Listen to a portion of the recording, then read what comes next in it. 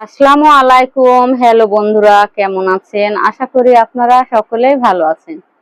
বরাবরের মতো আজকে আমি আবারও আপনাদের মাঝে উপস্থিত হচ্ছি মানবদেহের জন্য অত্যন্ত গুরুত্বপূর্ণ মেডিসিন অ্যাফেক্সা ট্যাবলেট নিয়ে আলোচনা করার জন্য।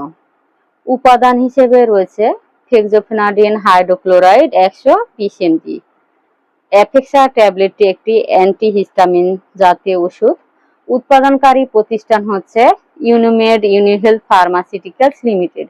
তো বন্ধুরা, আজকের এই ভিডিওটির মাধ্যমে জানতে পারবেন অ্যাফেক্সা ট্যাবলেটটি নিয়ে আরো বিস্তারিত আলোচনা। আশা করি বিস্তারিত জানতে ভিডিওটি টেনে না দেখে সম্পূর্ণ দেখবেন।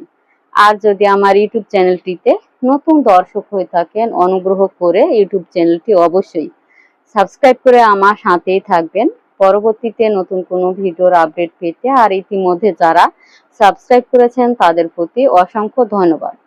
তো বন্ধুরা, এবার জেনে নেওয়া যাক অ্যাফেক্সা ট্যাবলেটের নির্দেশনা সম্পর্কে। ভাইরাসজনিত হাঁচি, কাশি, সর্দি, নাক দিয়ে পানি পড়া, নাকের তালু চুলকানি, এছাড়াও চোখ দিয়ে পানি পড়া, চোখ লাল হয়ে যাওয়া, শরীর চুলকানি, চাকা চাকা হয়ে দাগ হয়ে যাওয়া, ফুলে ওঠা, এই সকল ক্ষেত্রে ভালো কাজ করে থাকে। এছাড়াও বাইরে ধুলাবালি থেকে শরীরে যদি অ্যালার্জি হয়, চুলকায়, সেক্ষেত্রেও ভালো কাজ করে থাকে।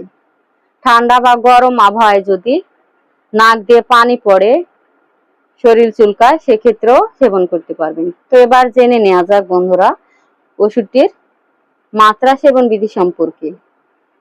সেবনের নিয়ম হচ্ছে প্রতিদিন একটি করে রাত্রে 7 দিন খেতে হবে। অবশ্যই রেজিস্টার চিকিৎসকের সাথে পরামর্শ করে সেবন করতে হবে। কি কি পার্শ্ব প্রতিক্রিয়া হতে পারে? ঝিমুনি হতে পারে বা ঘুম ঘুম ভাব, মাথা ব্যথা হতে পারে। এই সামান্য পার্শ্ব প্রতিক্রিয়াগুলো হতে পারে। এবার আসা যাক গর্ভাবস্থায় স্তন্যদানকালে সেবন করা যাবে কিনা।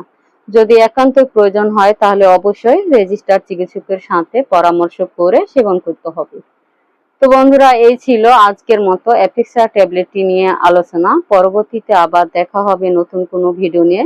তো বন্ধুরা, আশা করছি ভিডিওটি যদি সামান্য ভালো লেগে থাকে তাহলে লাইক, কমেন্ট, শেয়ার করতে ভুলবেন না। সকলের সুস্থতা কামনা করে শেষ করছি। খোদা হাফেজ।